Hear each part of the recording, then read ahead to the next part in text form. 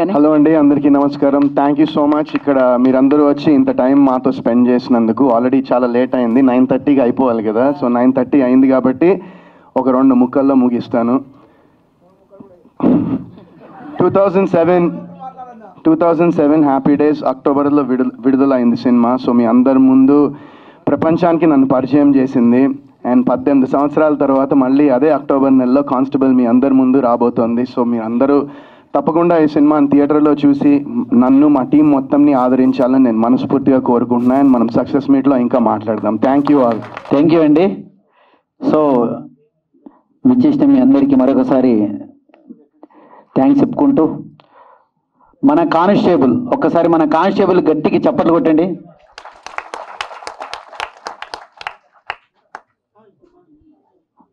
వరుణ్ సందేశ్ గారు, ఆయన మూవీ చాలా చూసాం మనం, ఎన్నో పాటలు విన్నాం. ఇందాక ఒక పాట మాత్రం ఈ మూవీలో కానిస్టేబుల్లో నాకు బాగా నచ్చిన పాట, కానిస్టేబుల్ అన్నో ఆ పాట మాత్రం చాలా చాలా బాగా నచ్చిందండి. కానిస్టేబుల్ అన్నో చాలా చాలా బాగుంది. ఆ కానిస్టేబుల్ ఆ సాంగ్ నాకు తెలిసి సూపర్ డూపర్ హిట్ అవుతుంది పబ్లిక్లో మాత్రం. అది మాత్రం ఒక వైరల్ అవుతుంది అనుకుంటున్నాను. చాలా హ్యాపీగా ఉంది. ముఖ్యంగా ప్రొడ్యూసర్ గారికి ఈ సినిమా హిట్ అయ్యి బాగా డబ్బులు రావాలి, అలాగే డైరెక్టర్ గారికి మంచి సక్సెస్ రావాలి. వరుణ్ సందేశ్ గారికి ఇంకో పెద్ద హిట్ ఆయన ఖాతాలో పాడాలని మనస్ఫూర్తిగా కోరుకుంటున్నాను. థ్యాంక్ యూ భయ్యా.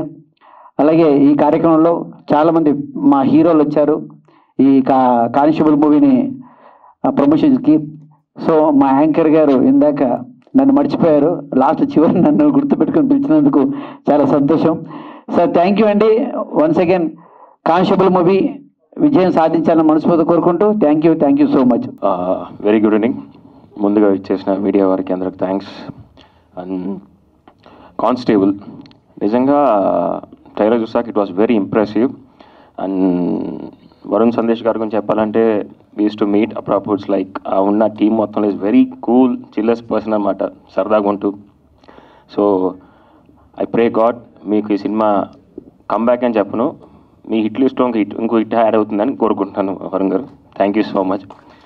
అండ్ అలానే నిజంగా ఈ రోజుల్లో మై ఫాదర్ ప్రొడ్యూసర్ కాబట్టి సినిమా తీయడం చాలా కష్టం. లైక్ చాలా తగ్గిపోయిన రోజుల్లో ఒక ప్రొడ్యూసర్ ఒక డైరెక్టర్ చెప్పిన కథను నమ్ముకొని, ఒక ఆర్టిస్ట్ని నమ్ముకొని ఇంత బాగా సినిమా తీయడం అనేది బలగం జగదీష్ గారికి ఒకసారి చప్పట్లు కొట్టాలని కోరుకుంటున్నాను.